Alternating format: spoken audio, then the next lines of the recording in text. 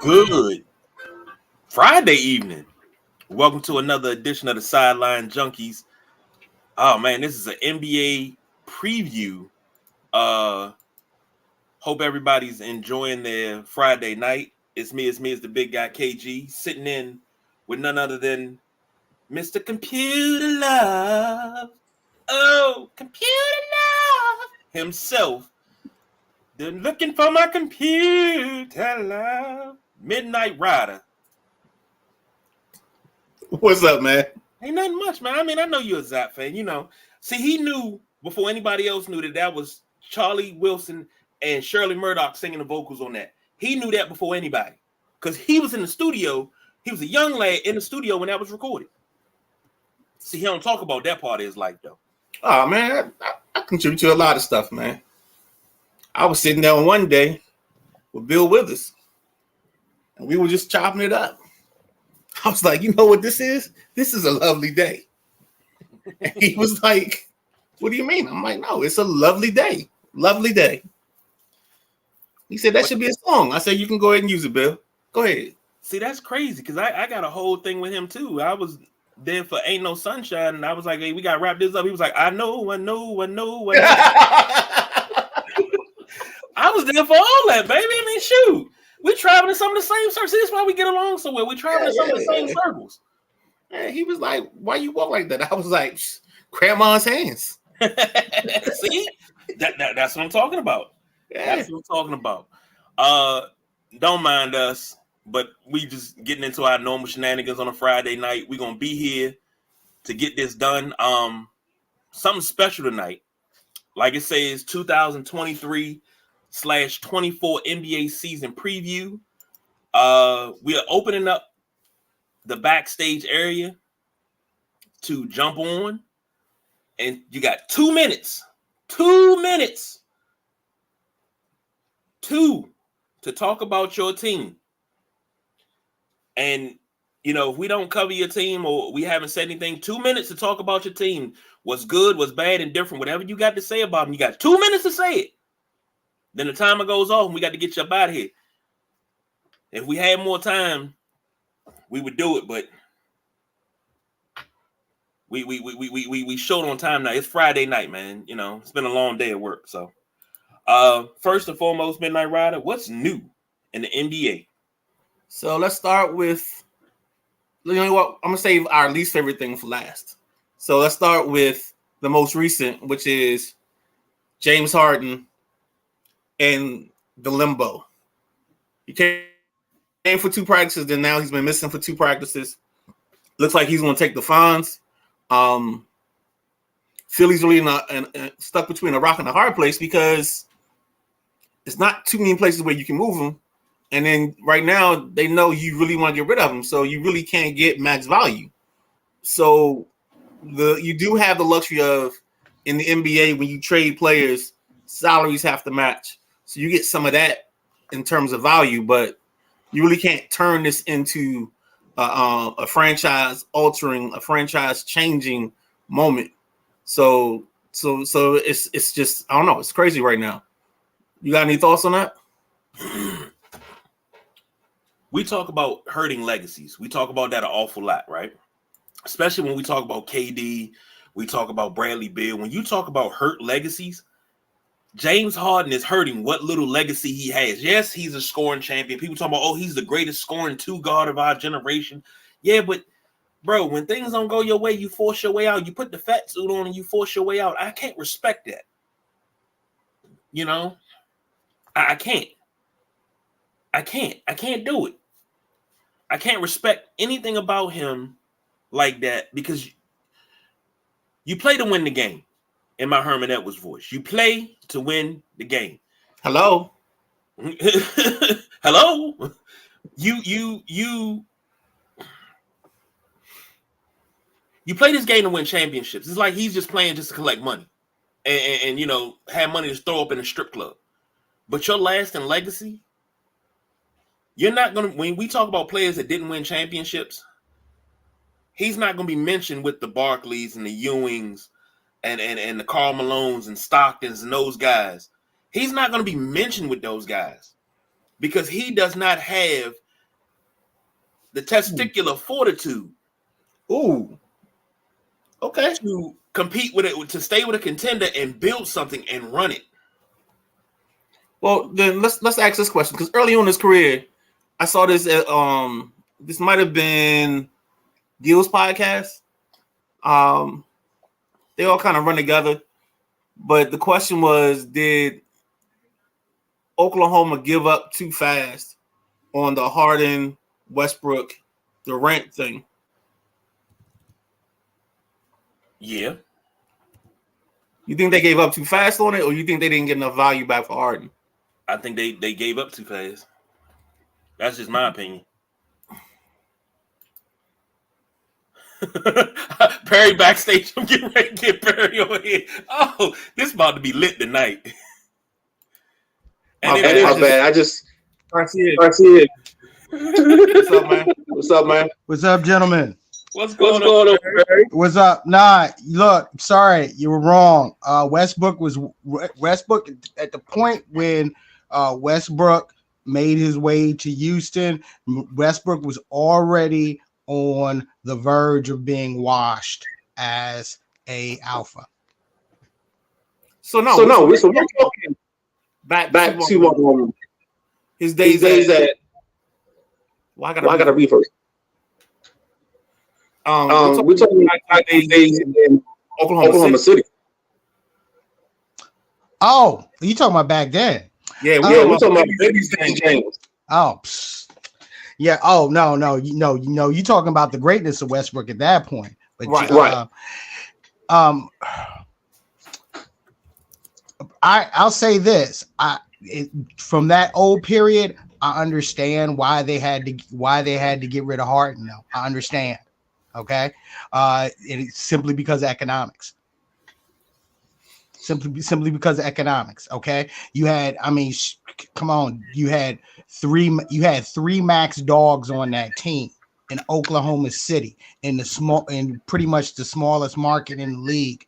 Okay, you won't gonna have three max dogs in that market.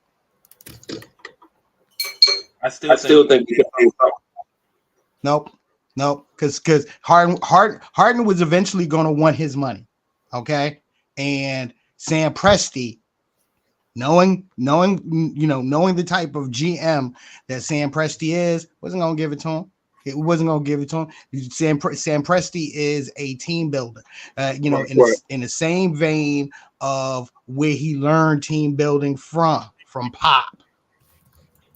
Okay, so it was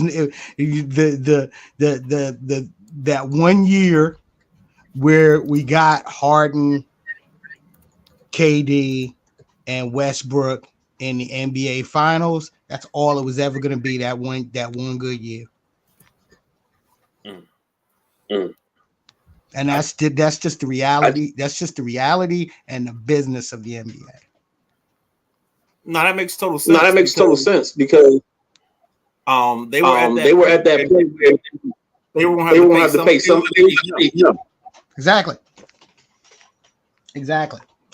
So, but I'll say this. That's the whole thing with small market teams and being able to build what you can build smart. Right. That was always the genius of the San Antonio Spurs. Here's the thing. We got to echo somewhere. I'm trying to.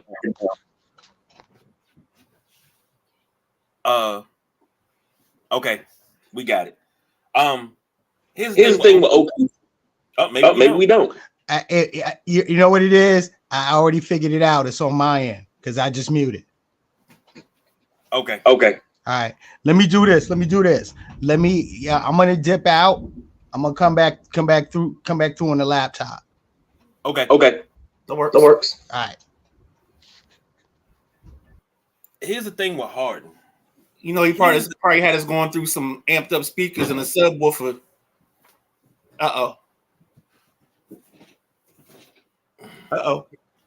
Here's the thing. He pulls this stunt every time. He pulled this stunt in Houston. He kind of sort of pulled this stunt in Brooklyn. In Houston, they had talent. They were on the verge. They were a game 7 away from going to the finals. But CP3 was so hurt he couldn't play. And I think if he would have played, he would have kept that team in that game because he had this. CP3 is going to always be the steady hand. Let's call a spade a spade. They shot entirely too many threes that game 7. They shot themselves out of that ball game. What did they go, 0 for 27? Something like that, 21. It was a 20 number. It was a 20. And that's a problem. I think if CP3 would have played, they would have went to the finals. When he was in Brooklyn, they didn't even get a chance to jail. How many games did him, Kyrie, and KD play together? What was it? It was something ridiculous. Yeah, but they had they were like 35 and 11 or something like that. They had like an astronomical number that they were beating teams handily when they were together. Dog, all you had to do was say, all right, KD gets healthy. We got something in Brooklyn. You go to Philly, and in my opinion, he played worse. Philly still can't get over the hump. You supposed to be the missing piece in Philly. You can't get over the hump.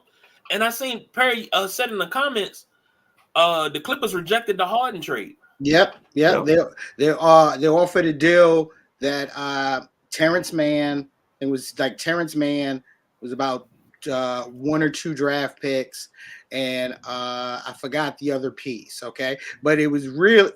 Let's just say this: for a name like James Harden, if this was a deal 5 years ago, you'd be asking, what the hell this offer for James Harden now? Okay, and it was like I said, the deal got rejected. Okay, that's the that's the reason why Harden, caught a little attitude, and had to go back to Houston to hit up the strip club. Hopefully, he got some wings while he's out. Oh, come on, No. That's Magic City where you get the wings from. That's what Lemon Pepper Lou drove to. You got to go to Magic City. No, it's factual. Every strip club, any strip club, you're gonna be able to get some wings. Okay, exactly. So, I was there was a time I was in Club 55 at like 3:30 p.m. because I wanted some wings, and I just happened to sit for the entertainment. Right. Yeah. I went to Club 55 for some wings before. Yeah, wasn't wings, but okay. I'm telling you, still wings. No, trust me. Skylock that you went to for wings. That's where you went for wings. You went to the Skylock on New York Avenue. Nah, I was never going to the Skylock. Not with the bullet hole strippers. Nah, I'm good. You going for the wings? What are you worried about the strippers for? You going for the wings? I had big screen TVs. Nah, bro. I was never. I went to the Skylark once, and that was my one and only time, bro. All right, we're going to tangent. Let's go. All right. Next up, this new. What's the second thing? The second thing was Bradley Beal. Bradley Beal out in the desert. How do you guys think he fares in Phoenix as the third option? Somebody said, well, he's going to score a lot of buckets because he's going to have the third best defender on him now. See, I think that team's going. I think they're going to have nights where one person's the hot guy, and whoever the hot guy is going to be the person that runs with the gauntlet. I don't see them. I think they're going to take turns bringing the basketball up. Like, there's not going to be a ball dominant guard in this scenario. I just wonder how they share the rock. That's going to be the key to all of this. And then they found them enough. I don't know if they found themselves enough Jimmys and Joes to fill out the squad to make everything work. I know they got. Go ahead. I was going to say the move to become a part of the Dame deal, where they were finally able to get up off of DeAndre Ayton's contract and bring in Nurkic. Okay, Nurkic is a better fit for that starting five. Plus, they also brought in in the deal they brought in Grayson Allen. They brought in Nasir Little. All right, and they had already started. After they got their third max player, that being Bill, all right. KG, I'm saying max player as in he's a player that's going to get a max contract. I'm not talking about how you actually feel about it, all right? Just want to get that out the way. they had to bring in, minimum, players on vet minimum to fill out the team. And that trade kind of,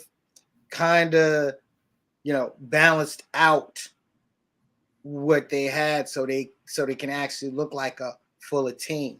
But I'm gonna be honest with you, I'm not convinced. I'm not convinced that I'm not convinced in one bit with this team at all. All right, because Ryder, you bring up a good point.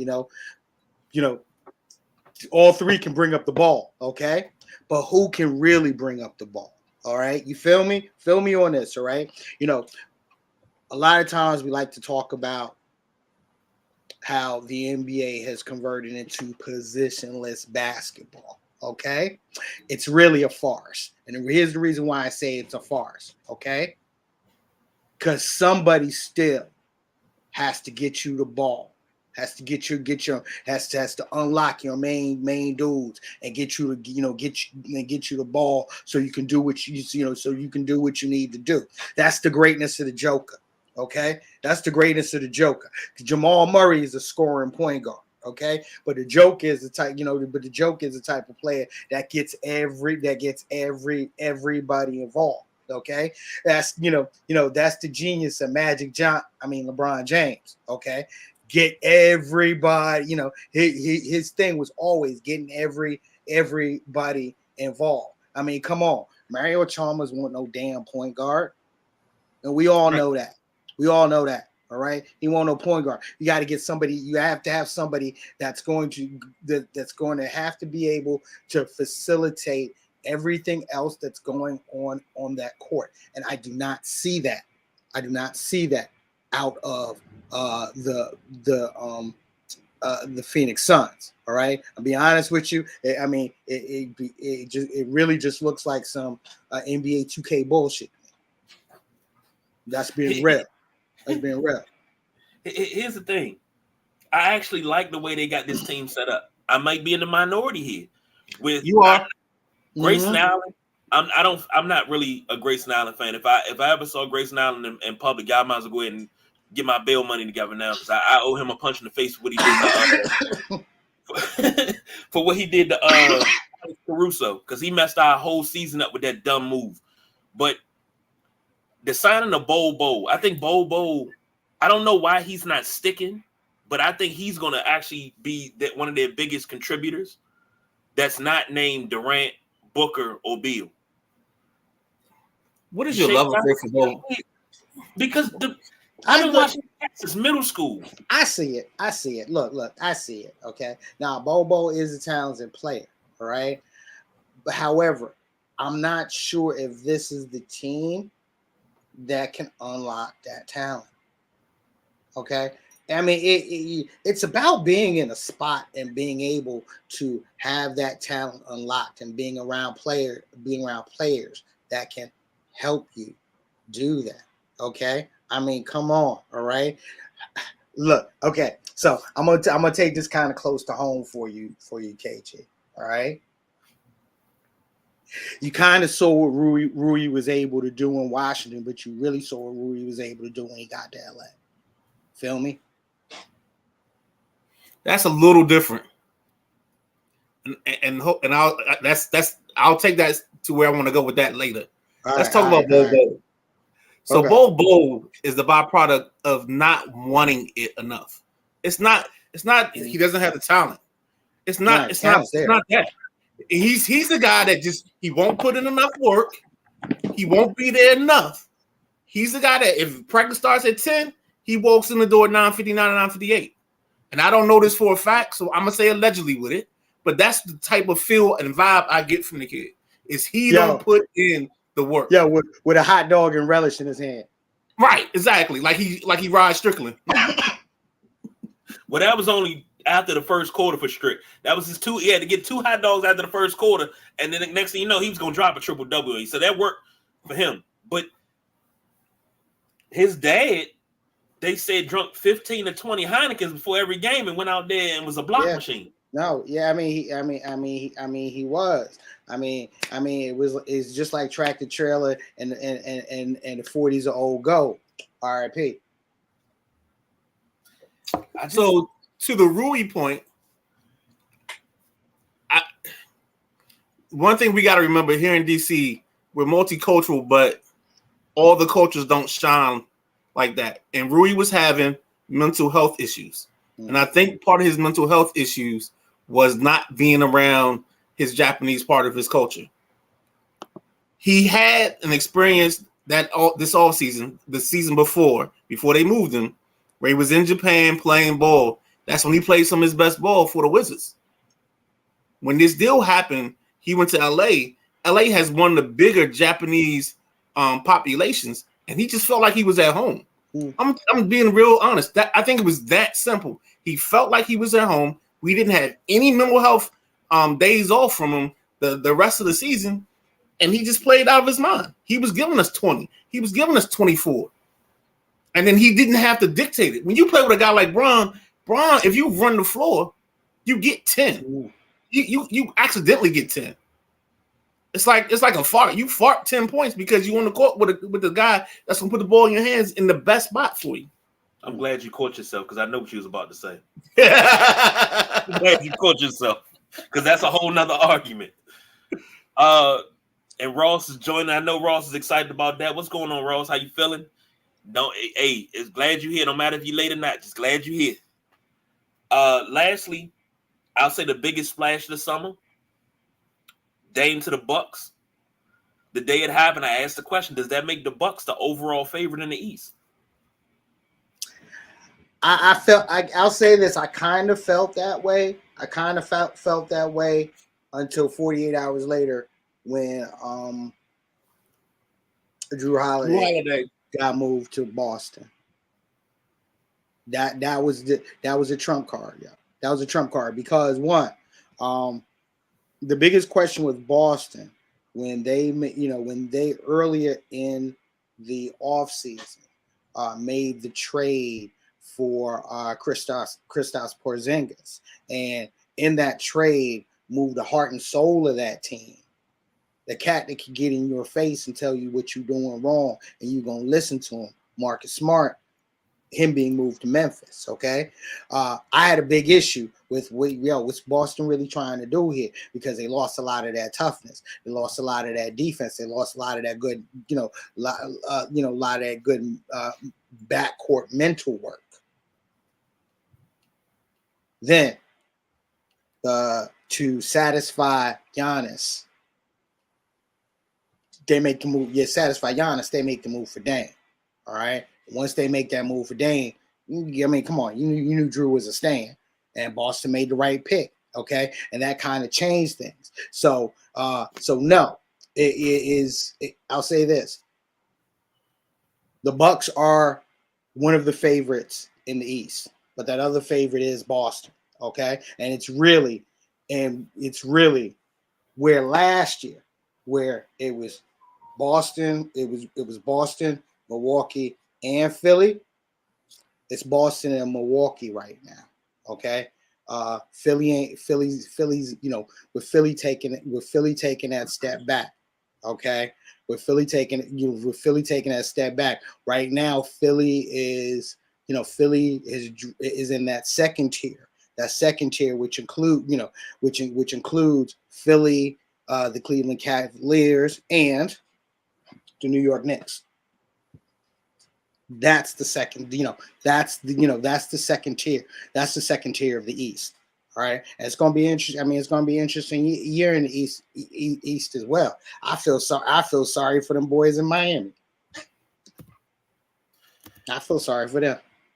So to answer your question, and I'm with Perry, but I think Dame puts Milwaukee in a better spot because it actually gives you a true scorer, a true person with him. I think with the injuries to Middleton took a step back, and with some of the inconsistencies that come with Drew Holiday as a scorer, I think you actually go forward a little bit. So I actually have them slightly better than Boston, even after the trade.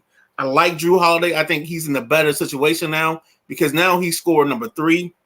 There's no pressure for him to be 1 or 2. He doesn't have to give you 20. He just has to run the show. That's it. And try to lock down whoever the other team's best offensive player is in the backcourt. That's his only jobs right now. Only thing I question is Boston's front court, what they're doing with their bigs, because I mean you have Porzingis, and that's another thing. You know, who's three? Is it Porzingis 3 or is Drew 3? And maybe they flip-flop because of who's hot that night. But that's where your third scoring options, I mean, that's where you're looking at. And having a third scoring option as Kristaps Porzingis or Drew Holiday is not a bad position to be in. It's not at all. I'm gonna blow your mind when you talk about Boston first. You talk about Boston's front court. If they got Kelly Olynyk on the front court, Boston's fine. They don't need him as a scorer, but he's a great defensive stopper. Let me rephrase that. I say great. He's a good defensive stopper. He's a good role player. Front court will be fine. I think Boston will be fine as a whole. I don't have them as high as you guys have them, but I think they'll be fine as a whole. As far as Milwaukee goes, Giannis has been missing his Robin. He's been missing his Harley Quinn. He's been missing his sidekick. He's been missing, if you want to even put it in a better context, he's Batman and he's been missing Nightwing. That's what he's missing. You know? If that's the case, Dame is that. I think that him and Dame running together, it got the potential to be very, very vicious. Ross says, I want to see how Dame and Giannis mesh. This is Giannis's team. How to see how Dame comes in and assumes a role, even if it's 1 and 1A. Oh, Kelly Olynyk not in Boston. I thought he was still in Boston. Nah, bro. He done moved a couple times. He was in Miami for a stretch. I forgot where he is now, but yeah. But I get what you're saying, because they need somebody that's a junkyard dog. And they do have some dogs in their front line. Because they had to move on from Grant Williams because he was going to become too expensive. But you still got Horford. You got Porzingis. You still got the guy that does a little bit of everything in Derek White. So you got some options. Horford, man, that dude is never gonna retire. Oh, speaking of retirement, Olynyk is in. Oh, Olynyk is with the Jays. Yeah, he's in. Who retired today? Andre Iguodala after 19 seasons. He called it quits. So I have an inside joke with one of my boys that I say he's the real AI. He's the only AI in Finals MVP. Am I lying? He's the only AI with a Finals MVP. But no, seriously, I think the brother. I think we forgot his early on career because he's been such a role player for the last couple of years. Like he's in that same situation where like Vince Carter is, where his role player years have been our most recent versions of him. So we're not going to appreciate the years that he was a dog and he was getting after. Go ahead. Vince Carter, potentially probably a Hall of Famer, but Vince Carter and Andre Iguodala are not in the same category when we talk about role players. Because I understand what you're saying, what correlation you're trying to make, but Iguodala brought something to those Warriors teams. He brought knowledge. He got to those young guys' ears. Vince Carter played 21 years. All he did was run and jump. After he left the Knicks, what did he do? He bounced around the trash teams. And actually, at KG, you bring up a great point. Okay, earlier this week, former GM of the Golden State Warriors, Bob Myers, he was on ESPN, and as he was talking about Iguodala as something that I mentioned earlier, an unlocking player. Okay, a player that's able to unlock everything else that's going, that's going on and make things facilitate better. Okay, one of those players that not a big name, wasn't a big name or a big splash, so to speak. Okay, but one of those players that unlocked and accentuated everything that you did. Okay, and that's the type of player that that Iggy is, and the type of player that every team if you want to take that step to the next level, should be, especially if you're not, if you're not hunting for a superstar. I agree with that. I agree with that assessment. Ross says, is Porzingis good to go? Didn't he have an issue with plantar fasciitis, which is painful as hell? He still has that issue. You don't get rid of plantar. You don't get rid of that. Right. Okay. Right. You don't get rid of that. You figure out how to work through it. All right. And I think, I think he'll be, being in Boston, he'll be motivated to figure it out. I mean, I'm sorry. I mean, you couldn't be motivated in Washington trying to figure it out. No this. In Washington, you playing for eighth at best sometimes, but we'll get into that in a second. Breaking. Astros just hit a home run in the top of the ninth with no outs. Scores 5-4. Houston 5, Rangers 4. And before that, we also had Garcia for Texas. After he hit his big home run, his next at bat, he got a nice fastball in the rib cage, which started a nice little brouhaha and delayed the game for about 15 minutes. So that's where we are now. Top 9, 5-4 Houston. I think Ross got an opinion on that. His opinion is the same. That's part of the reason why I said it. Part of the reason I said it. All right, we're going to start in the Eastern Conference. Let me ask you gentlemen this. Your top 4 teams in the Eastern Conference. You got my list. I think I had Milwaukee, Boston, The Milwaukee, Sixers. Boston, the Sixers, and then who's the 4? Who was 4? The Cavs were the 4. All right. Yeah, that's what I think. What about you, Perry? I actually already mentioned it. Okay, Milwaukee and Boston, 1 or 2 could either be interchangeable. All right, New York, and I'm not saying that as a homer either. In Cleveland, I think I have New York 5 or 6, right, KG? 6. Yeah, we agreed on it because and speaking of New York, we're gonna go to the Atlantic Division and talk about. I mean, we talk about the Atlantic Division all day long, but the Knicks were 47-35 last year. They played some pretty damn good ball because they were middle of the pack for a little bit, and then they surged towards the end, but they just couldn't get over the hump in the playoffs. So Perry, that's your team. You got the floor. Right. Look, they got off to a slow start last year, right? And that was based off of a lineup that included Evan Fournier and a lineup that also included using Derrick Rose. Halfway through this, about 10, I think it was like at about the 10-15 game mark, that's when Tibbs made the decision to bench Fournier, start Quentin Grimes, all right, and shorten the rotation. From that moment, they went 37-22 for the rest of the season.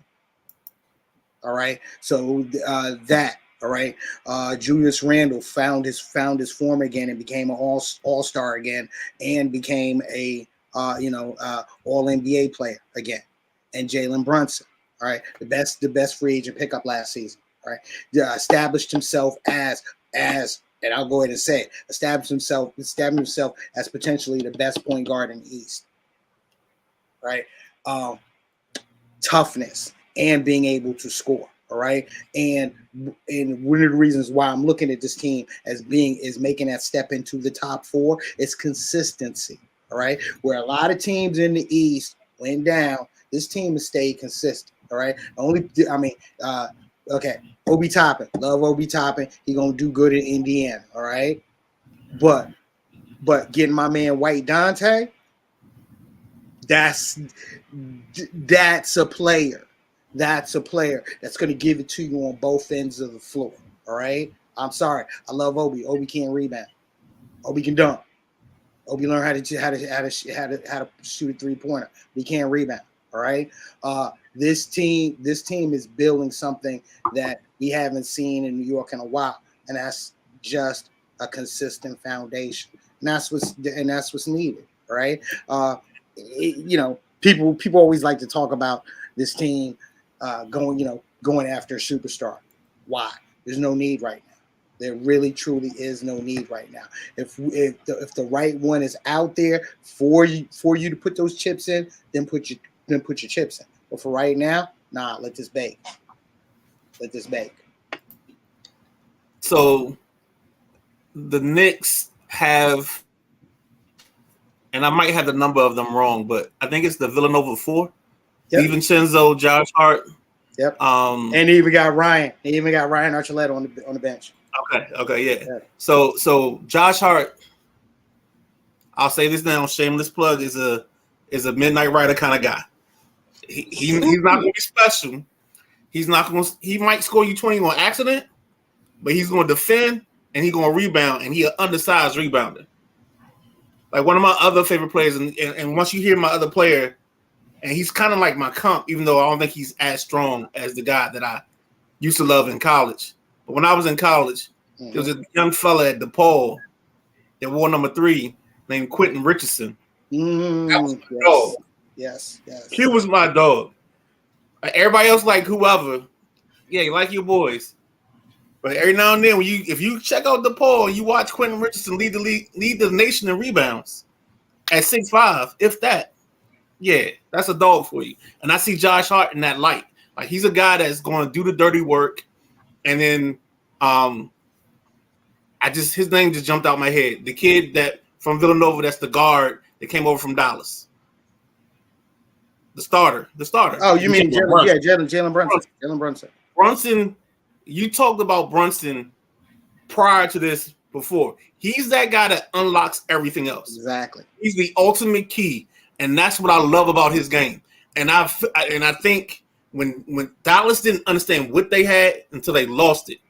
Because when I watched Dallas play, all I kept seeing was 22 seconds of Doncic bouncing the basketball and then not being a willing passer, but being forced to pass because he ran out of options. That's way different than getting somebody that's a willing passer. When you have a willing passer, he's going to hit you in your zones when you're ready and you're open, not because he made a move and he couldn't finish his move. Go ahead. Dallas realized what they had with Jalen Brunson. The problem with Dallas is that they didn't want to pay for what they had. Okay, I mean the offer, the initial offer, they could have re-signed him at 4 years, 55. Okay, that was during when they could have extended him, but they didn't. And then once they got it to free agency, they were expecting a discount. No. Especially when your godfather is the general manager of the New York Knicks. Come on. They have. Ross says RJ Barrett needs to step up. And he does. 2.5 years. And he does. But here's the whole thing. You saw him do that in the playoffs last year. Okay? The second best player on that New York Knicks team last year in the playoffs was RJ Barrett. All right. That's a bad thing. Huh? That's a bad thing. Mm-hmm. Because the only reason I say that is because I think Randall should be your second best. Because I got Brunson as your best player. No, yeah, but think about last year, okay? Julius Randle got hurt. 5 games left in the season. All right. He was injured throughout the entire playoffs. Everyone wants to make that, well, he ain't do anything in the playoffs. He's playing on one leg in the playoffs. All right. He was playing on one leg in the playoffs. All right. And because of that, RJ stepped it up. This summer, RJ stepped it up in FIBA. All right. I'm expecting to once and finally see RJ Barrett come out the gate instead of waiting to get warmed up and waiting for the second half of the season, to do his thing. All right. And best six man in the best six man in the league. All right. I'll be honest with you, should have won it last year. Manuel Quickley. Manuel quickly. Beast contract year, and I'm expecting things to be big this year. So yeah, look, as a Knicks fan, I'm excited right now because I'm expecting this to be to be a big year. To be a big year, and I'm not here to have that conversation on what superstar is gonna end up there. If it happens, it happens. Right now, they got the foundation that they finally have the foundation that they need to keep going forward. So I know KG. I think we had somewhere around what Perry's talking about, where we had Philly, Cleveland, the Knicks, maybe even Miami in that second tier, that 3 to 6 category, 3, 4, 5, yeah, that 3 to 6 category, and I think that fits, and it fits because I think they don't have that next person. They can get it on certain nights. I just don't know if they can do it consistently enough. A guy I love, the kid from Vanderbilt, Darius Garland. I think he's one of those guys that he can unlock other people on his team. And it helps that he has a guy like Mitchell. I don't know if he and Mitchell meshed the whole time. I know Garland's had some injury issues in the past as well. But I think Cleveland's so young and so dynamic that they can flirt with being 3, but I think they'll end up somewhere in that mix as well. The team I worry about, honestly, is Philly.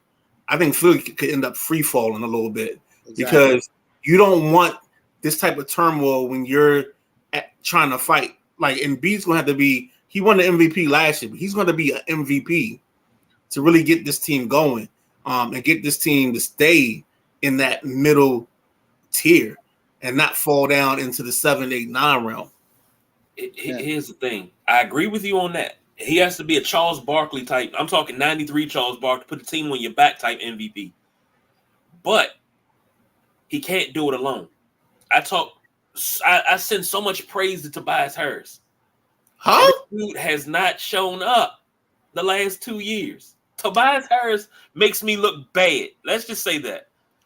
I've been defending this dude for years. Oh man, Toby gotta get the ball. But it's always Toby never shows up. He was real good in Hustle. He was real good in that movie Hustle. Toby got to get the ball, but he got to step up. This dude can get the ball. Toby, hold on. So hold on. We're talking about the guy that went to Tennessee. His name is Tobias Harris. He's not even their second option. No, that's why they're in trouble. They're in trouble if Maxi's not option number 2. If they're relying on Tobias Harris, I apologize now in advance, but no, that can't happen. Last year, Toby only gave him 14 points, and this dude's career high points per game is 20. And he did that with the Clippers in 18-19. And then when he first came to Philly, he was giving you 18, 19, 2 years in a row. Then his production has dropped ever since then. And I'm like, Toby, I give the dude so much praise, but I think he has some hand in how they play. All right, so just be honest with me. Were you at a family reunion and like your grandma was like, "This your cousin Tobias Harris"? I just want to know, because you're defending him like he might be family. No, always because Tobias Harris. I look at the intangibles. I know what he can do. I seen what he can do in Orlando. I seen what he can do with the Clippers. It's like every time he get a foothold, all of a sudden he can't keep it, or they move him. Now he's been in Philly since 19. Dog, you finally got a home. Play like you've been playing when they were trying to get rid of you. See, I give props to Perry because Perry was on my page with the Obi Toppin. I didn't understand Obi Toppin, and I definitely don't understand the Tobias Harris. Okay, look. No, look. I am going to give Tobias some respect. Okay, I'm not trying to disrespect him, but it's okay. Go ahead. Look, he's one of those players He's one of those players, kind of a kind of a early 3-and-D guy, the type of guy that you need on a team. All right, he shouldn't be your second best player on the team. All right, he shouldn't really be your third best player on the team. All right, but he should be in that contributing, in that major contributing space. All right, but this Philly team is so screwed up that now you're putting him in that second and third slot. Okay, right now, you're looking at Embiid, Maxey, Tobias Harris, and he's in the last year of this contract. All right, yeah. Okay, I think Midnight Rider, you used the word free fall when it came to Philly. All right, and that's exactly what I see with this team. It's exactly what I see with this team. I mean, unless because whatever they can do with Harden, they're not going to be able to get enough coming back that's going to matter this season. I mean, come on. I mean, look, I like Terrence Mann, but Terrence Mann, it's like having two Tobias Harrises. All right. I mean, what's the use? What's the use here? All right. So no, I'm not. I mean, I'm not expecting. I'm honestly not expecting. I'm not expecting much from Philly, unfortunately. All right. I mean, look, this would have been a great spot for Dame. Philly would have been a great spot for Dame. All right, but I hate. He want to see what Maxey can do. Yeah, I think Maxey becomes the 2. He should have been the 2 last year. His only problem was Harden got in his way. Harden got in the way, and then so. Other reason I'm a little hard on Tobias because he's in that bad spot where when you got 2 ball dominant guards and you got a ball dominant big, you can't really. There's no options. Again, you're getting shots out of the fact that they couldn't make their move work. Now they're kicking it out to you. You're not in rhythm. You're not getting the shot you want. You're not shooting from the spot on the floor you want. So, and that's difficult. That's the whole part when you got to have that guy that unlocks everything. Yeah. Philly didn't have a guy that unlocked everything. They just had guys that was getting this. Yeah, you know what I'm saying? Like they literally, I mean, they may have been putting up fingers for like, all right, it's my turn to take this shot. You know what I'm saying? So you got to be careful on that, man. Yeah. You're still in the Atlantic Division, okay? So I got to say this, all right? Even though I really don't acknowledge this team, I don't acknowledge their existence. All right, I mean, it's just it's just hard, interlopers. Okay, I mean, them cats from Newark, that came over, or as my man Skyzoo once said as we were chopping it up, the gentrified New York's team, that being the Brooklyn Nets. I will say this: I am happy for Jacques Vaughn. I'm really happy for Jacques Vaughn. I was, huge fan of his in college when he played at Kansas. Huge fan of his as a coach. And I was so happy that, after the headache and debacle of the Kyrie Irving era, that once Kyrie was gone and once KG was gone, he was able to help stabilize and right the ship in Brooklyn, and and help unlock. There goes that word again, unlock. Mikal Bridges as the potential great player that he can be in the league as an overall player. Now let's see let's see if anything can be done with Ben Simmons. Well, that's actually a great segue. I'm sorry, KG, go ahead. No, go ahead. No, I was gonna say that's a segue because I think we now get into that next tier, that last tier of the East. Well, actually not the last tier, but the third tier. And that Central Division, Bucks are almost everybody's resounding favorite in the East anyway. I noticed nobody picked my Bulls but me. For what? Honestly, for what? Now, for what? As a Bulls fan, only thing that I have a problem with this team, I don't really I miss Tibbs, and now that he's in New York, you know that meme where they got a Wolverine where he landed in the bed and he's stroking. That's me stroking the picture of Tibbs. Like, I want Tibbs back. We had defense. Tibbs said if we hold them to 80, we're guaranteed to win. All we need to do is score 84. That's all we need to do. That type of hard-nosed basketball, I miss that in Chicago. I'm not really a big Zach LaVine guy. I don't think he's the guy to get us over the hump. Every time they talk about trading him, I'm like, get him up out of here. Get DeMar DeRozan and Vucevic some help. We got Caruso. I love it. Hopefully Lonzo comes back this year, because when he played and we had everybody on all cylinders, we were pretty good. We were all right. I don't really have a whole lot of faith in this team to like, oh, well, we're going to dominate and we're going to run the division, or we're going to run the East. Fifth place at best. Fifth place at best. That's overachieving, I think. And if you get to 5, you're overachieving. Oh, ho. You were talking about them being in the 5th seed in the Eastern Conference. That's more. Where I got him. That's more than overachieving. That's what's the word I'm looking for? Out-kicking your coverage. No, you talking out-kicking your coverage. No, that's smoking that loud, Pat. That's what that is. All right? I'll be straight up with you. No, that's what that is. That's what that is. All right, I'm sorry. All right, because when you said 5th, I was like, okay, fifth in the Central. Yeah, I can see that. All right, I'm sorry. Indiana's better than they are. Wow. Okay, Indiana is better than they are. All right, who else is in Central Division? I mean, yeah, Cleveland's definitely better than they are. Cleveland, Detroit, Indiana, and Milwaukee. Along the board. Don't sleep on Detroit.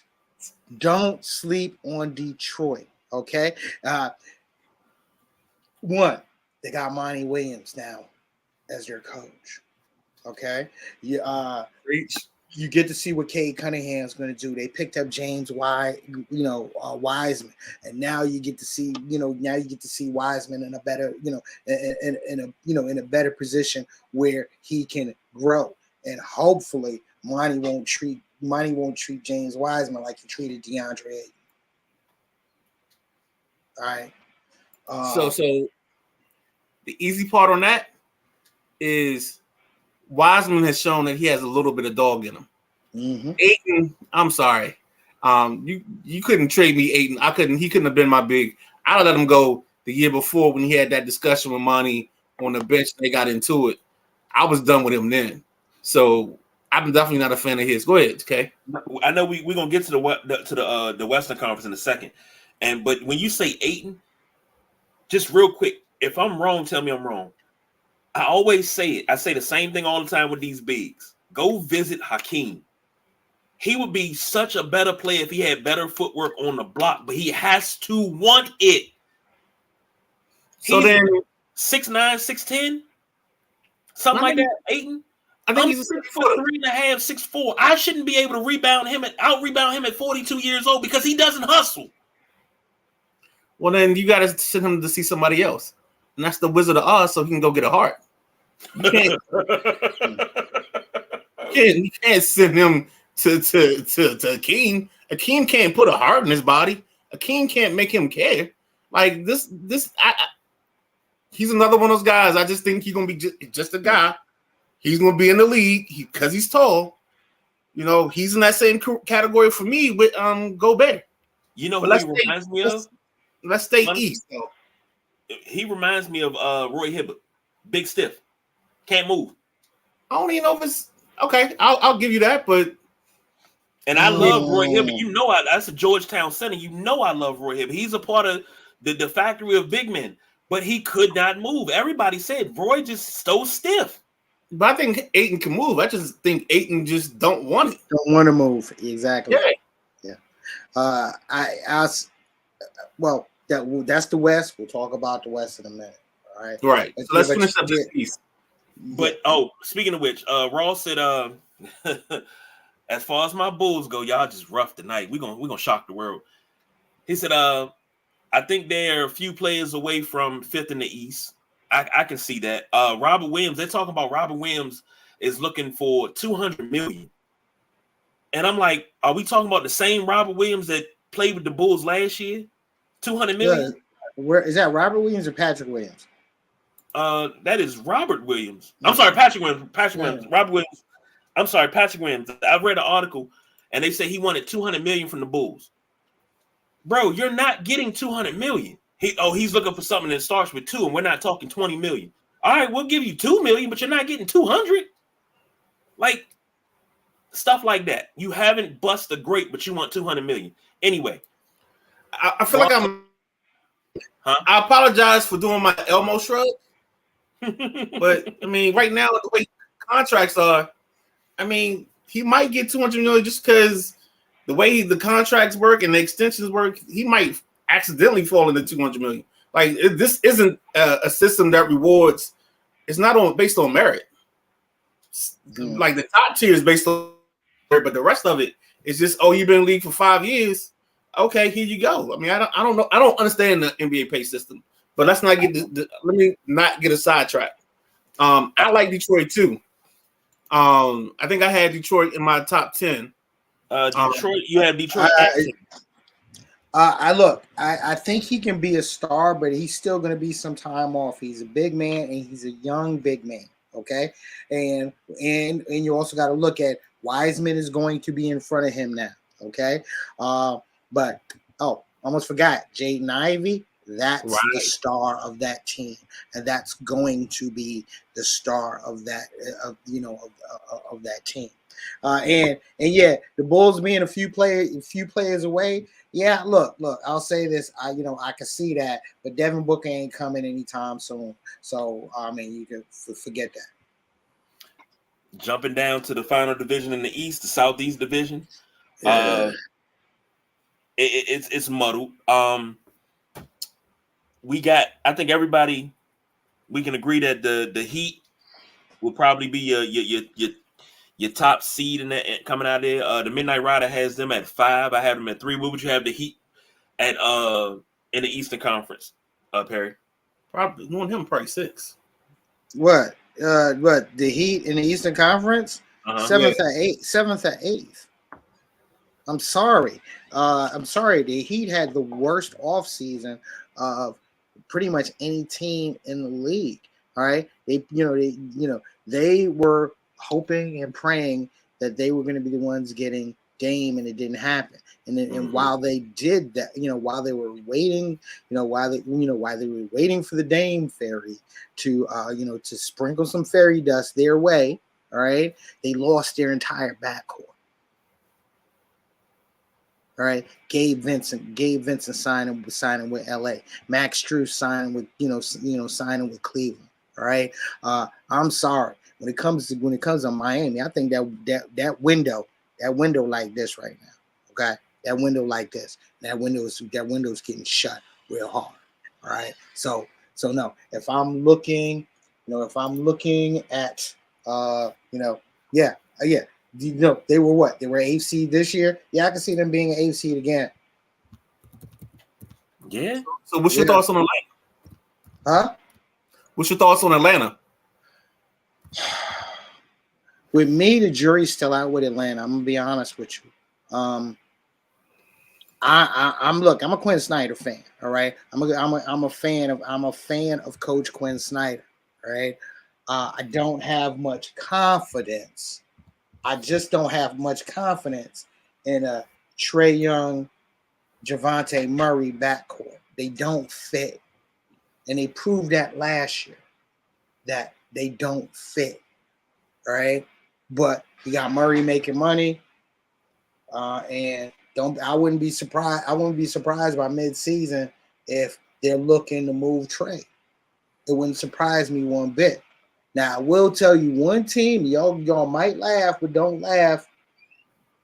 But one team from the Southeast Division that I'm going to enjoy watching this year is the Orlando Magic.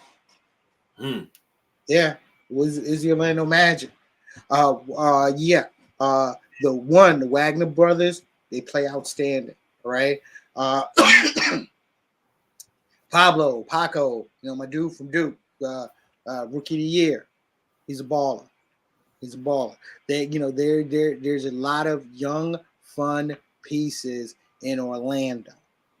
Are they going to make the playoffs? No, but they're going to be a fun team to watch, and a fun team to watch over the next couple of years to see if they can either grow into something or be the classic Orlando team post Dwight Howard, where you're going to see a lot of good pieces, but a lot of good pieces that might end up on somebody else's team, helping them build to a championship a la Aaron Gordon.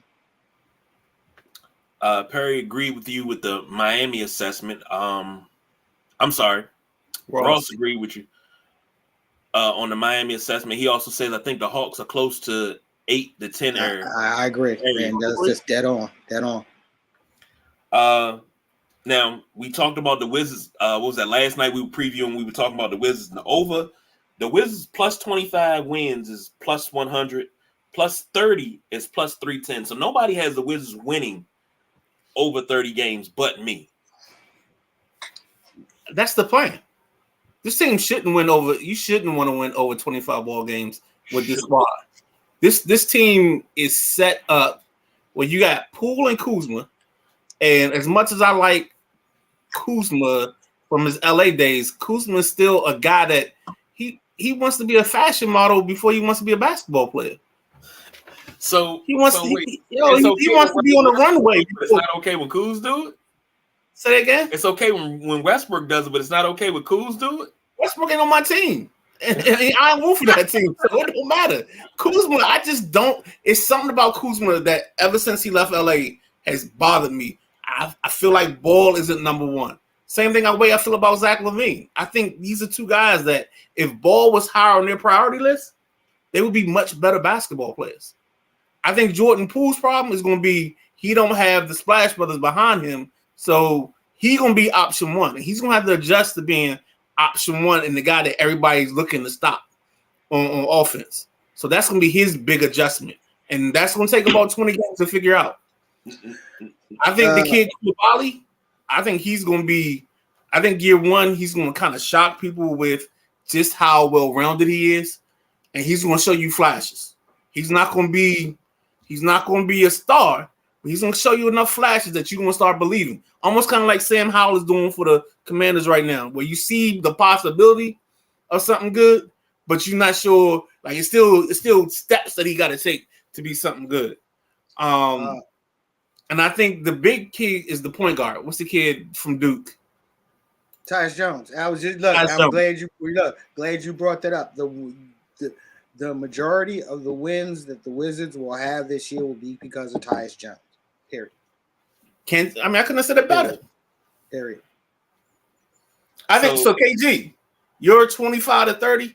I think that's because Tyus Jones is healthy all season, and he's unlocked something in Poole and Kuzma where we keep saying unlock, but that's the key. He's got to get them to be a little bit more unselfish and be selective in their shot opportunities. Not be gung-ho. And I think if they can control the tempo that way, that's how this team can get over that 25 to 30 range. But I think as a GM, you don't want them to be there just yet because you want to take advantage of this draft coming up and then move forward and try to start contending, trying to be a 30-win ball club. Like I would almost see them, if they feel like they're on pace to get close to 30, I would see them almost move Kuzma or somebody like that to get pieces to keep the build going, because you don't need that right now. You don't want to just be an 8th seed all over again. True.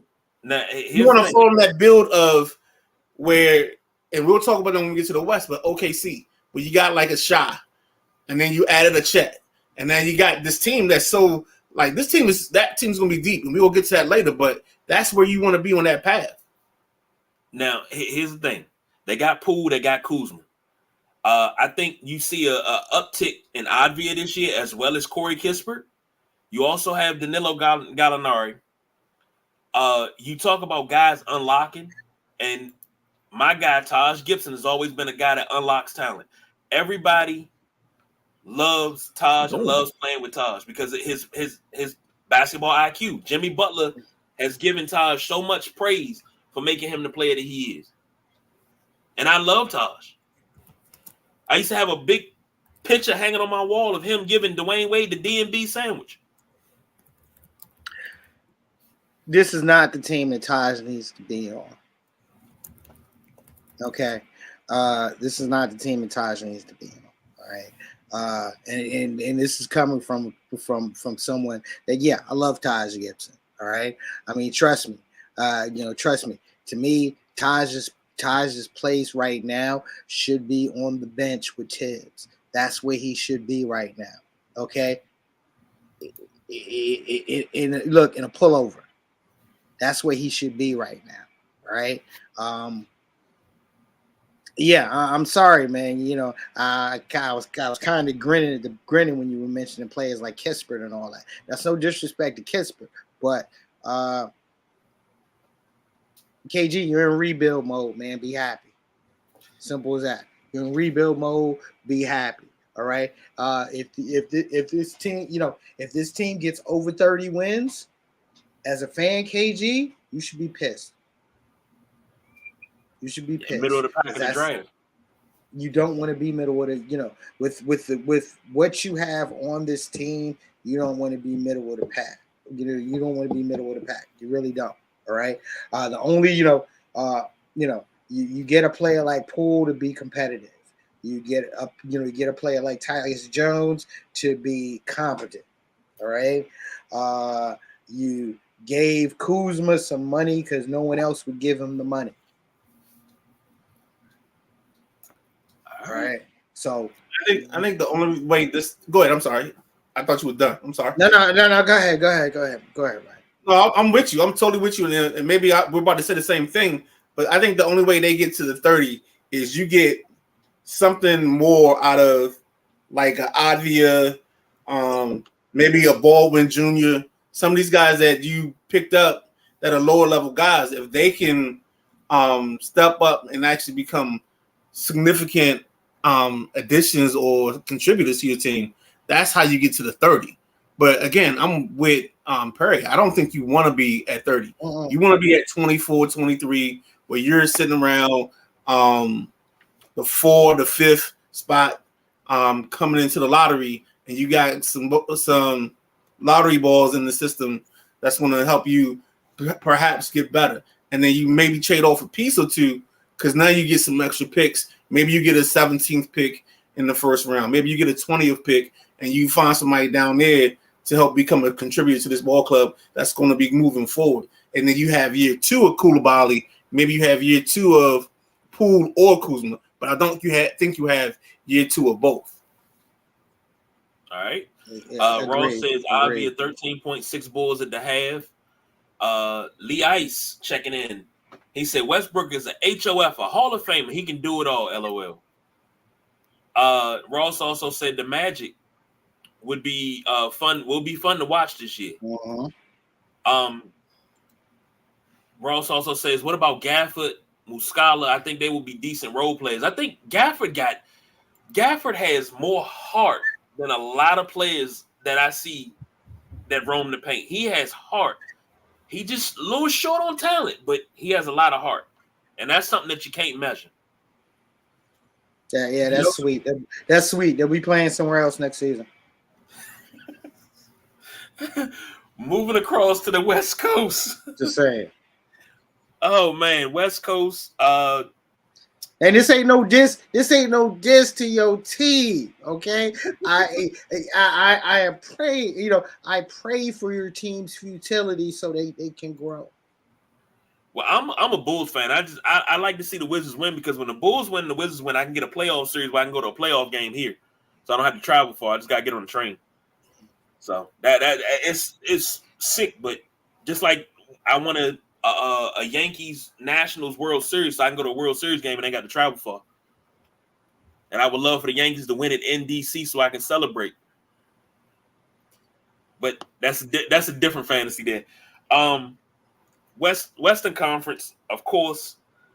I think we gotta jump right into the Northwest Division. Let's just talk about the conference as a whole. Perry said, I'm sorry, Ross said Wiz and Knicks. If we can, let's do it like we kind of did the East. Let's kind of stay away from the divisions and let's just do the conference, like how we see the top layer of the conference, the middle, and then the third, and then the bottom tier, because that's going to be easier for us. Well, so I think we're all on the same page as with like the top two. And maybe we're not. I got the Lakers 1, the Nuggets 2, and I got the Mavs 3. I think the Mavs are going to finally mesh this year, but it's a long shot. What you fellas got? Look, I hold on to a different. You just muted yourself. Messing around with your mouth. Yeah, I was just getting ready to say deservedly so, but go ahead. What you fellas got? Go ahead and take this over. Go ahead, Perry. Look, man. Until it's Denver 1, man. I'm sorry. Until somebody, until somebody can knock off this well-built team, Denver 1. I look at it as if I'm looking at the top 4. Okay, I'm looking at Denver. Look, even though I was talking junk about them earlier, no, I am going to say Phoenix. Okay, I just don't have any trust in them going. Just don't have a trust in them going far. So I look at Denver, Phoenix, Sacramento. Sacramento, definitely. They took a big step forward last year, and I'm expecting them to take bigger steps. Bigger steps this coming season. So that's my 3 in the West. And 4, dare I say it? Yeah, I can't see the Lakers in that top 4. I can't. But that's all gonna be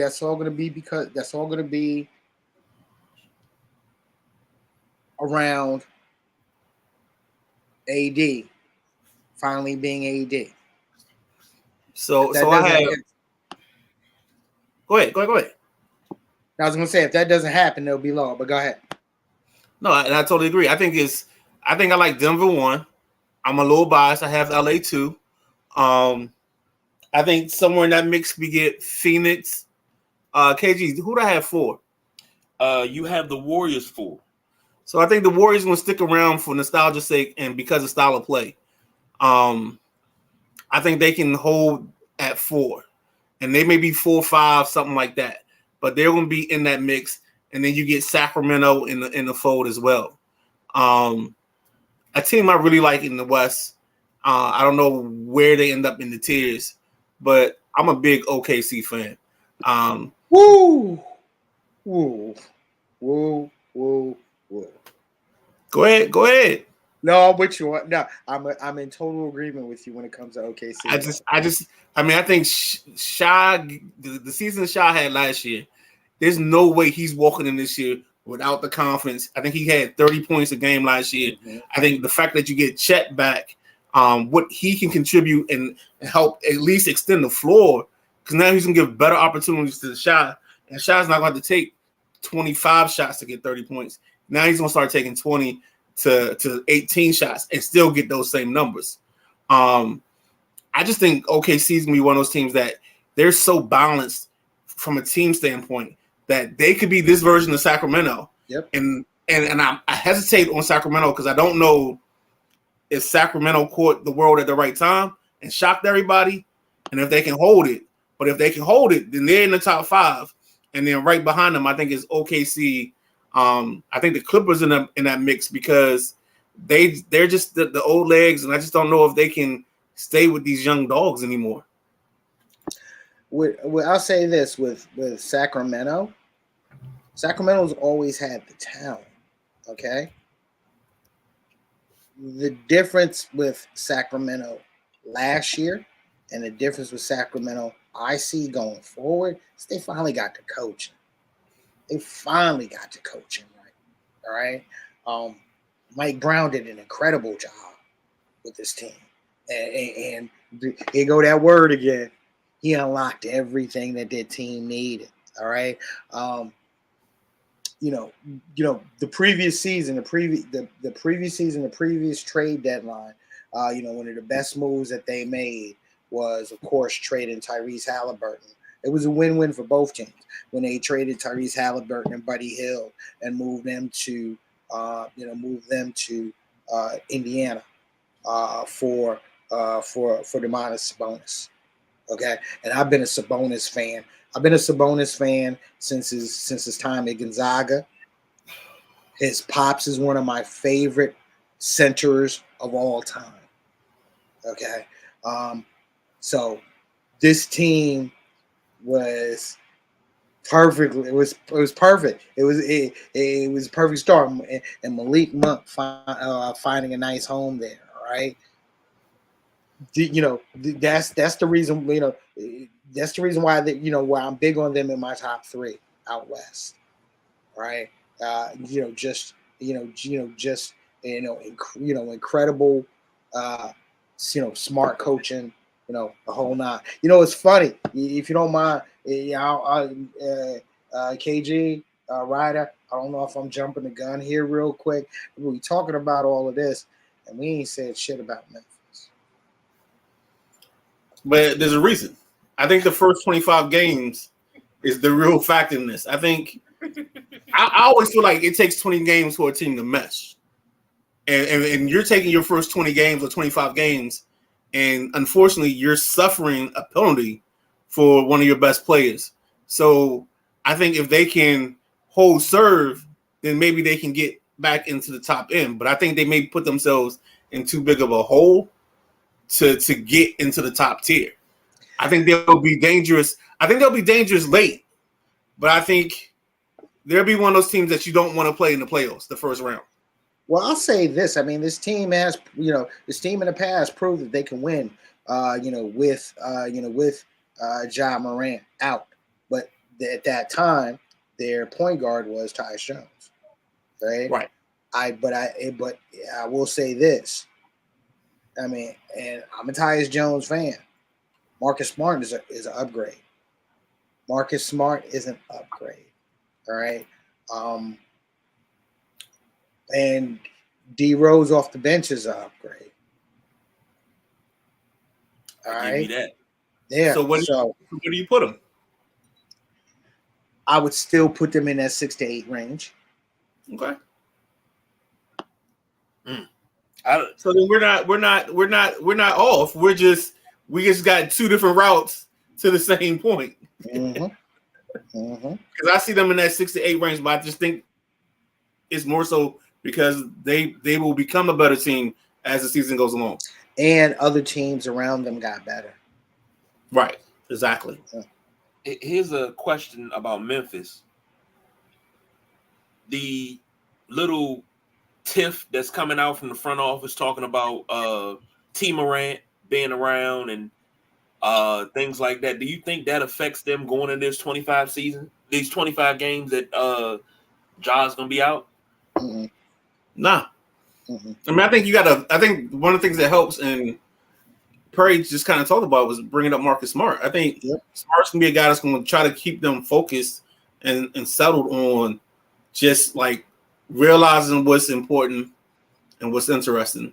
In the words of Ron Rivera, they're gonna know what's important and what's interesting. And I think he'll have them focused enough that's why I think they can possibly get off to a good start. But I don't think that's going to happen.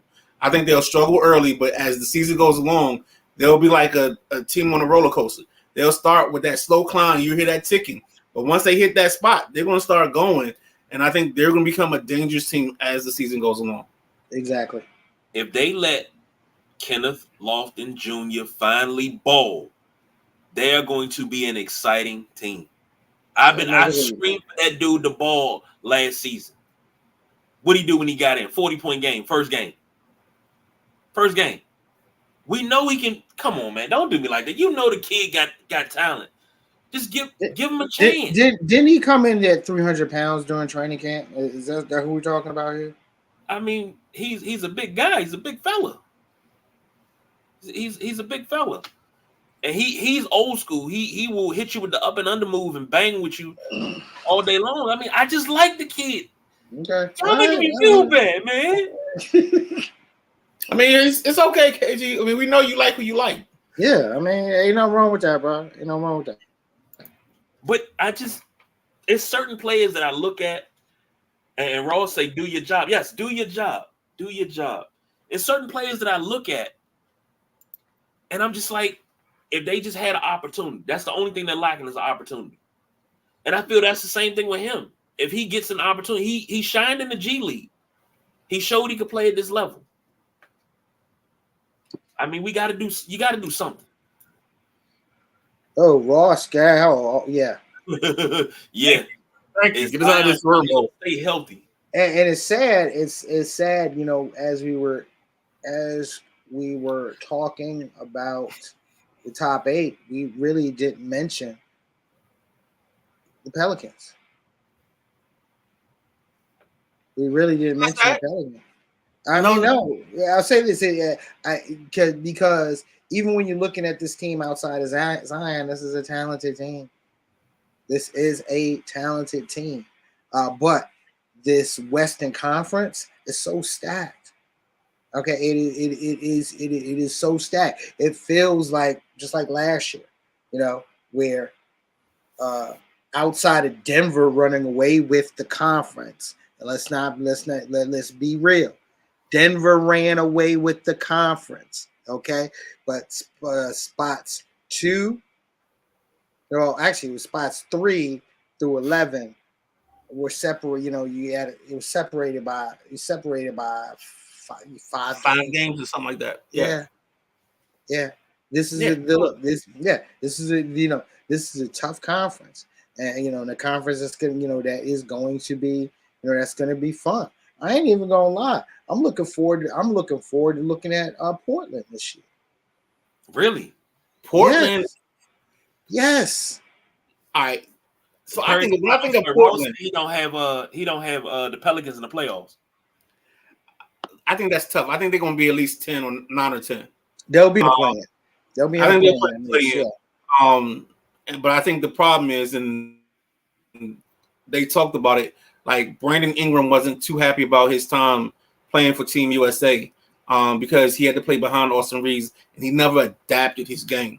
And I think that's going to be the problem. Is a guy like I love Brandon Ingram. I thought he was a star. I thought he could be a star, but the problem is he can't adjust his game in crunch time in important moments.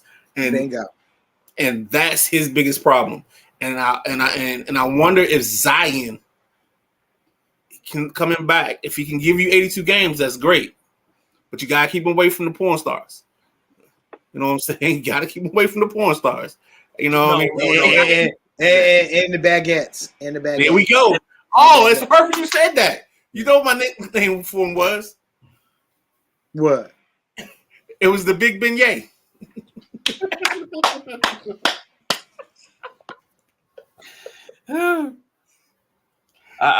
You say keep him away from the porn stars. I was gonna say keep him away from the C porn stars. You know, keep him away from the petty lower tier ones that think they bigger than what they are. But anyway, all right.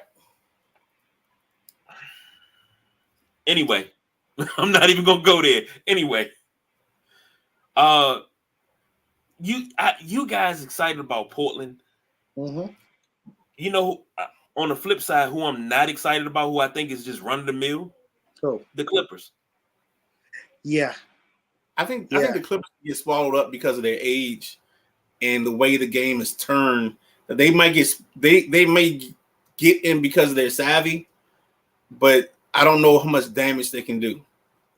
It's almost like a wounded fighter. Like, well, actually, no. I'll say take it this way.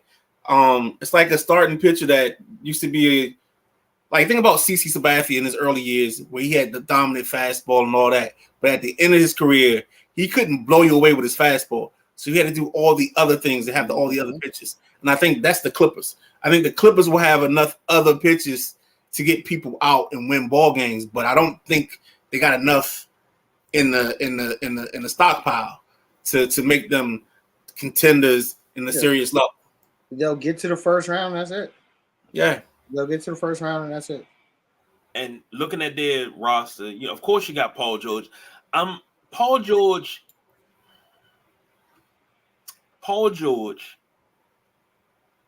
is he's not it. He's not it for me. If Kawhi's not going to give me at least 72 games, this is not going to work. Russell Westbrook is going to have to carry this whole entire team. Which will doom them. Yeah, Kawhi.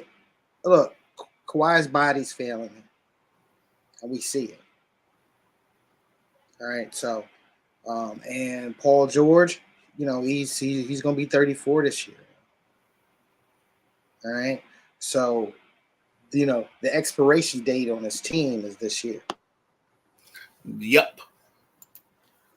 Ross says, you guys talked about guys putting in work to improve their game. Is Zion one of these guys that has too much outside stuff going on? I believe so. I would want to say yes, but I think from what I've seen early on I think he's put in some work, but I think the key for him is staying healthy. I think his biggest goal is be healthy, not anything else. And if he can be healthy, then everything else falls into place for the Pelicans. Yeah, agree. But they said he lost weight. They said his weight is down. He looks good. He's toned up. And I mean, when you talk about injuries and being, staying healthy, weight plays a factor in it. It really does. It does. Okay, so weight on top of your style of play. Right. Okay. Weight on top of your style of play. And that's gonna be the learning curve for Zion going forward. Right. I mean, the monster dunks, all that is exciting, but it cannot be the focal point of his game if he's going to be in this game for years. He's going to have to take a page out of Antonio McDyess's playbook, Karl Malone's playbook, and learn how to play Chris Webber, play under the rim. Because I remember Chris Webber said something about that. He said when he lost his explosiveness, he didn't know what to do. So he talked to Karl Malone, and Karl Malone was like, take spin classes. This is what you work on. Work on your jump shot. Being able to hit an outside shot from 15 feet. And you extend your career because you can do better things. You'll get a dunk here and there, but, that's not your game anymore. You got to understand, you got to adapt because Father Time is undefeated. So, Ross says the T-Wolves are the team to watch. I don't know if I can agree with that, Ross. We normally agree. I can't agree with that one. Anthony Edwards. Here we go. Is a player to watch. Okay. This is his team. This is not Cat's team anymore. This is his team. The thing is going to be, and I do see them. This is a team that's going to be, in that little bunch, fighting for the playoffs and fighting for the play-in, right? They have they have an experienced floor general in Mike Conley. They have a great defensive center in Gobert. I'm still not convinced on the fit with Gobert and Cat, even though Cat is a power forward. Cat's game is away from the paint. But I'm just not convinced that fit is a fit that's going to work going forward. In other words, I don't expect Cat. I mean, listen. I mean, I'm looking at this period of the Minnesota Timberwolves as the last days of Cat being in Minnesota. Yo, we talk about unlocking a whole lot tonight. Perry, I gotta give you props, boy. You've been unlocking like the transition, boy. Oh my God.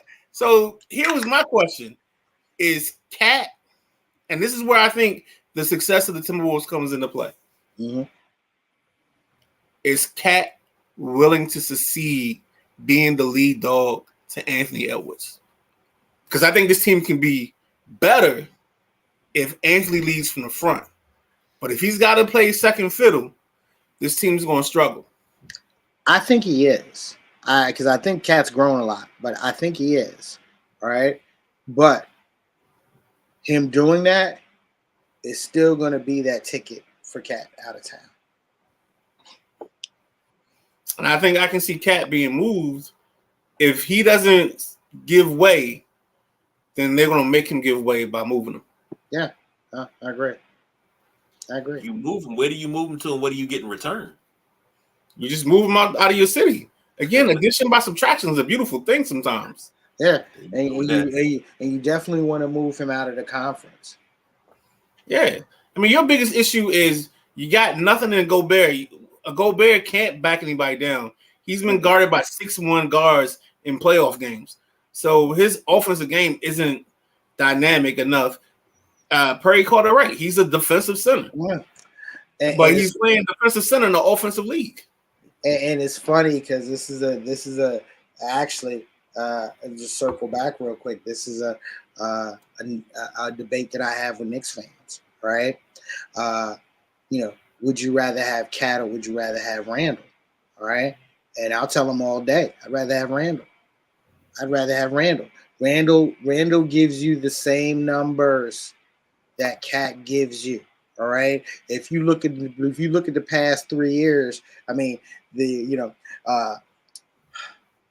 over 24 points, over double digit rebounds, 5 to 6 assists. All right.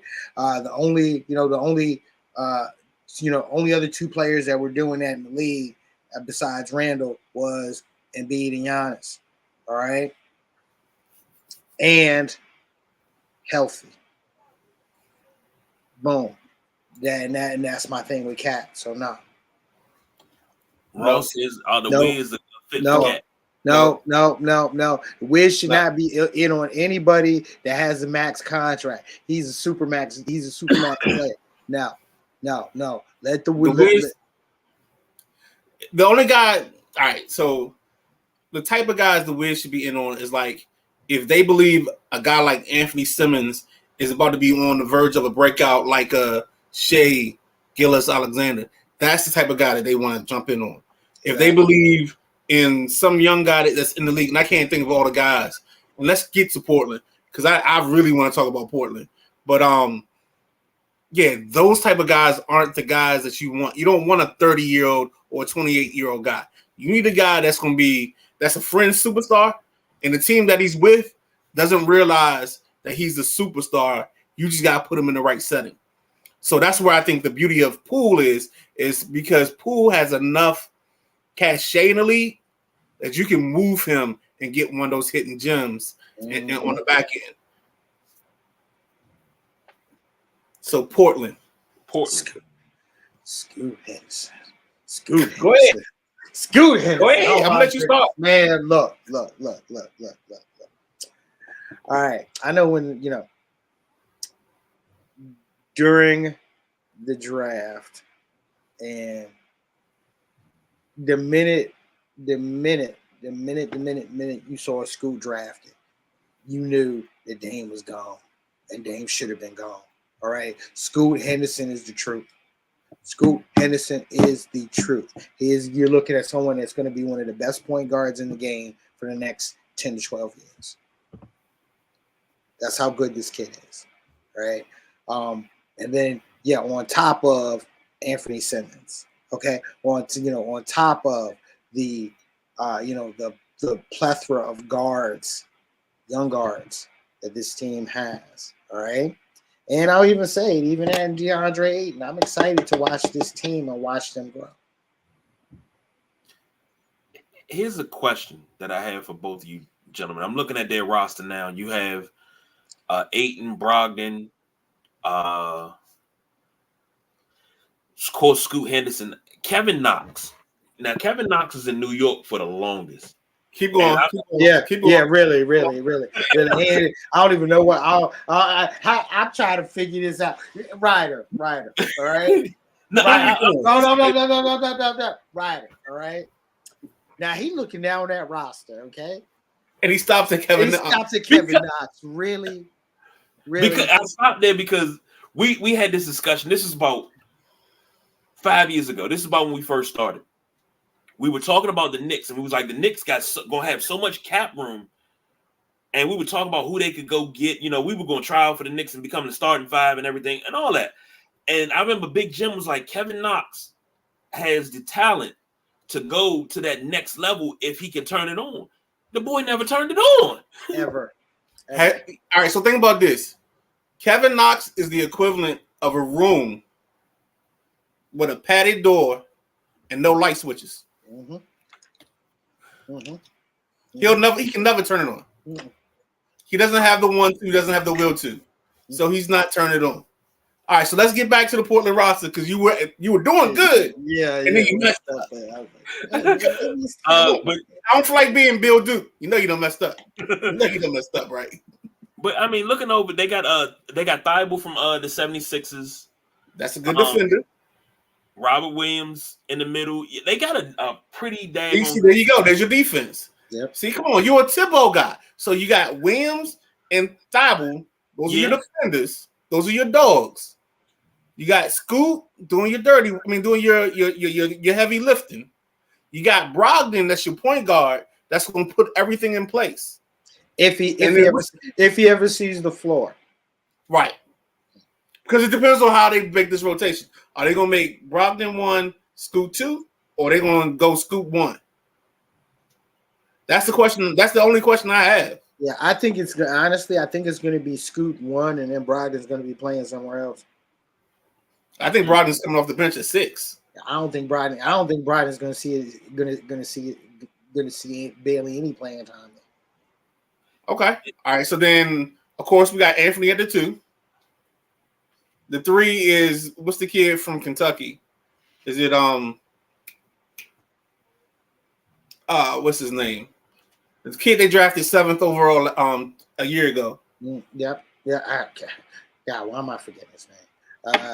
KG, please, KG, you the one who had the roster up too. Well, only Kentucky player they got is Kevin Knox. No, there's another one. He might not have Kentucky on there because it might be his high school because technically he never played an official game at Kentucky. You talking about Sharp? There we go. Sharp. Shaden Sharp? Yep, Shaden Sharp. Yep. That kid can jump out the gym. And the explosiveness that he and Scoop are going to have, like if they got somebody on the wing, this is where Thibault and Williams comes in.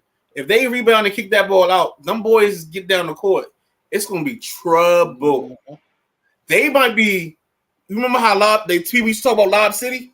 Mm-hmm. They could be Lob City with Sharp and Scoop. All you do is throw the ball. Like what did kids say? He just said, as long as it stays in the arena, they gonna go get it. So I can see Portland making noise. I just don't know like how much noise they can make. Oh, I mean, look, it's not going to be playoff noise. I'm going to be honest with you. Right. This is just once again one of those young teams to watch them grow with their next great generational player in school. Exactly. And they have a pretty good coaching staff. Of course, you got Chauncey Billups, first head coaching role. Rodney Billups, Scott Brooks, and Roy Rogers on the bench. Are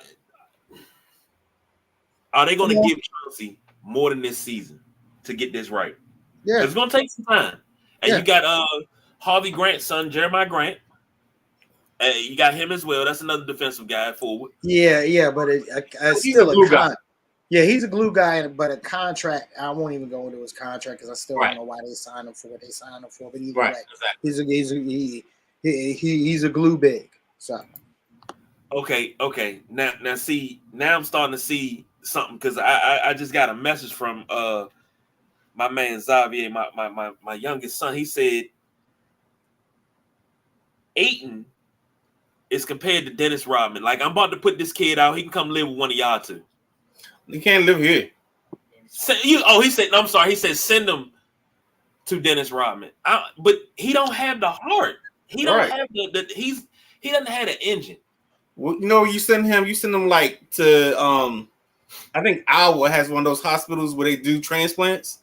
Like, you gotta do something like that. Or you gotta send him to like one of those shelters with the like 1 of the pounds. And maybe he can go in there and they can implant some dog into his system. They can inject him with some canine, and then maybe he'll be something of importance. But right now, no. Yeah, because I mean, He don't. He ain't got no dog in him. He ain't got no wolf in him. He ain't got nothing. Like just to see him in the paint, and I'm hoping that a new scenery changes that. But if it doesn't, but yeah, he's another guy that might be moved again. Like he and Brogdon might be the two proponents to get moving again, so they can fulfill this young roster. In Portland, he can be one or two things. He can be either Buck Williams or Sam Bowie. What did Buck do to you, man? Nothing. I like Buck. That's what I'm asking. The ceiling. No, if you like Buck, you wouldn't. Look, I'm gonna go ahead and say this. I think Ayton would have been fine if Phoenix hadn't matched that offer from Indiana. They would have just let him walk to Indiana. I think he would have been fine. I think he would have been fine. I think he would have been fine with Halliburton, and he would have been fine with that. Yep. Well, fellas, any other teams we want to cover in the West? I mean, I'm curious about San Antonio. What it's going to look like? The Wemby era. Forget. Yeah. We're in the Wemby era. I'll be honest with you. I'm expecting them to. No, I'm expecting them to lose a bunch of games this year because that's what they're supposed to do. Right. I totally agree. That's what they're supposed to do, while they figure out what the nucleus of this team is going to be around Wemby. Totally agree. Now, if the Spurs happen to have another losing season, or they went 20 some odd years of winning season, and that was it. But are we getting to that point where it's time for Pop to hang it up and go upstairs? Nah, Pops re-upped his contract. You stuck with Pops for a minute. And excuse me, and just the other part about it. Go ahead. No, I was just gonna say for the longest I thought he was gonna pass the reins to Becky Hammond. I thought he was gonna walk away into the sunset and pass it to Becky Hammond and let her run the team. But she went and took the job in the WNBA, and now she's a world champion. So I mean, and I don't think she's going nowhere no time soon. I think she's got a team that's going to be the team to beat for the next 4 to 5 years. So not to mention the amount of money that she getting. Yeah, that too. But still, I mean, I'm just saying, it's just one of those things. I think that's in place. The thing with the Spurs, I think they're kind of like they're on year 2 of what the Wizards' plan should be. They've got one of their generational guys. Now the next move or the next moment is getting that next piece to go along with it. So now we can start getting to a place where we can be consistent contenders. I think we lost Perry. I'm still on the fence. Hey, he's frozen. He'll jump back. I'm still on the fence about Wemby there. I've been on the fence about him, before the draft, and I was like, I don't know. I don't see him as a number one guy. And we talked about it, I want to say last night. We talked about it before, and you was like, you watching the wrong highlights. I'm like, I want to see the highlights, and I want to see the lowlights. When you got scouts, when you got college scouts coming to games, and they want to see how players react on the bench. They want to see if you hang your head. I want to see your highlights as well as your lowlights. And I just didn't. I'm on the fence about Wemby, but if he turns out great. I want to see him do great, but I'm not sold on him. Just me. We've seen a lot of 7'4" guys come in, and everybody, and that's another thing. Everybody praises him for what he does. Somebody said, "Well, here's a video of Bo doing the same thing. Why are we just praising him for this one thing with these things he do when Bo been doing it in the league for 3-4 years?" Because Bo do it once a week. Thank you. Thank you. Okay. Oh Lord. Well, this has been a very enlightening show. I think I need to go take my notebook and let it collect dust once again, and because my philosophy is no longer valid in today's NBA. I still play inside out, so dump it into the big man and then kick it back out for shots. Yo, should I go with Chinese or should I go Mexican? Mexican. Street tacos. I think I'm doing enchiladas. No burritos? Nah. I got a place, La Plaza. Yeah, they do their thing. It's a restaurant down Lexington Park. Can't remember the name. It's a Mexican restaurant. Their street corn is off the chain. It's a taco spot in Waldorf. I think it's something Brothers. I can't think of the name of it off the top of my head right now because, of course, I was thinking about it. Ross might know it. It's like Brahman Brothers, something like that. But it's a nice joint. Doc Walker. Actually, if you look at Doc's storyline, because he was there last Sunday. So last Sunday, wherever the place was that he was at with the canines, as they call themselves, watching the game, that's where it is. Maybe it's Brahma Bros or something like that, but it's a taco spot in Waldorf. Yeah, we done went to canines from Neanderthal Nation. I prefer Neanderthal Nation. Just made it seem tougher, but it is what it is. Are we wrapping this shit up, B? Of course we are, because we are at almost 2 hours. But this was I knew this was gonna run long because you got a lot to cover.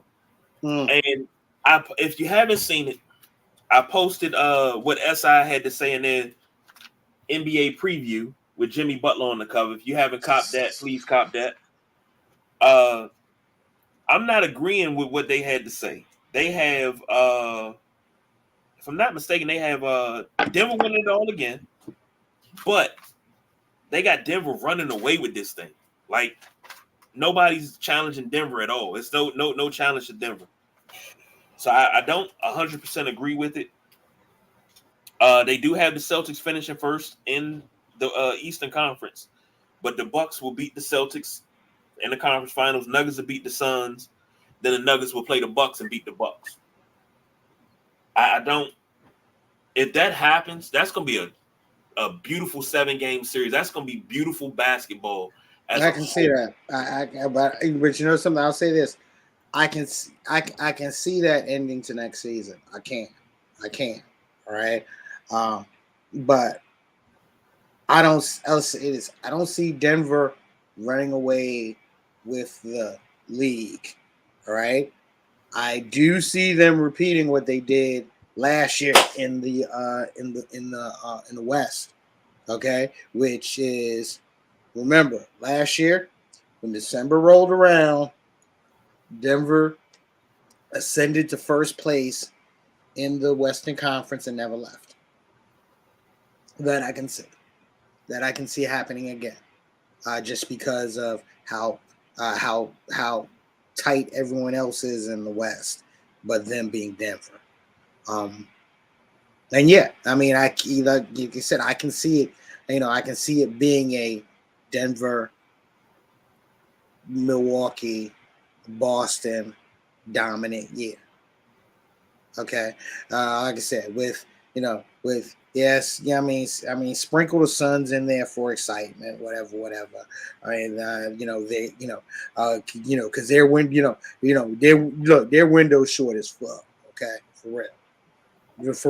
I mean, if you like, if you're excited about the Phoenix Suns, all right, go ahead and get excited now because it ain't gonna be there for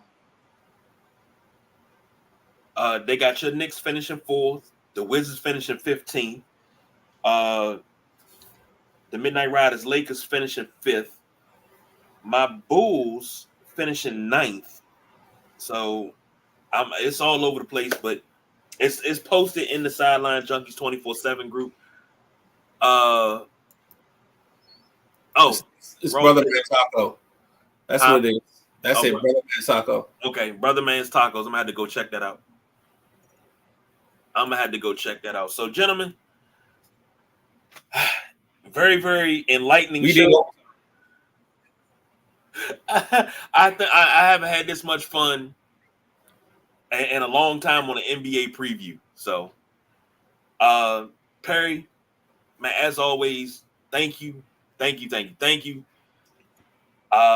Midnight Rider, thank you. Thank you, everybody that joined us. Thank you to everybody that's listening on the playback. It's Friday night, y'all. Thank you, Ross. It's Friday night, y'all. We did overtime, so we can't even put the tagline in there no more. But we out of here. Anytime, Perry.